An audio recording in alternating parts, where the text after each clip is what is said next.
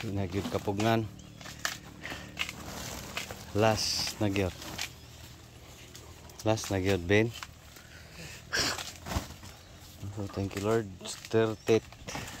Last nagyod siguro ni. 30. 30 blessings. Gusti sa Max F2. Kunti naman makasaway. Hindi saway nagmaayo.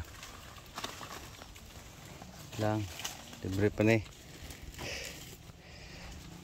So 30 blessings.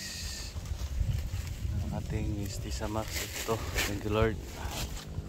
So ano to guys? Baka abot ng 500 kilos last harvest. Di siguro last oy daghan pa man. Ano bitaw? Hirap na. So doon na kami mag-focus sa baby. Di kaya. Kami na lang 4. At least. No? Pero dito gagawin natin. Spray pa rin. At least may pa konti-konti. No? Kasi may mga bagong sanga. Problema dito guys. Pag di mo masprayhan, grabe yung uod. No? Extremes yung uod. Mga bagong sanga.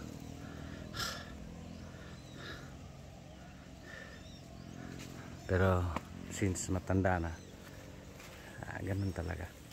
No? So ayoko pa sanang mag-surrender. Pero yung tanim natin ay medyo matanda na.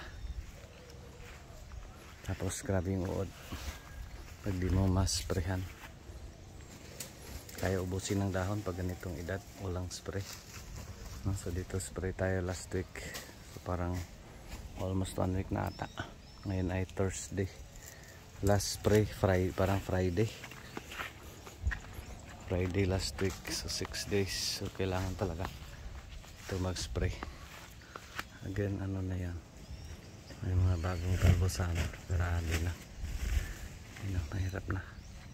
Pero at least meron pa, no? So 30 blessings. Thank you Lord.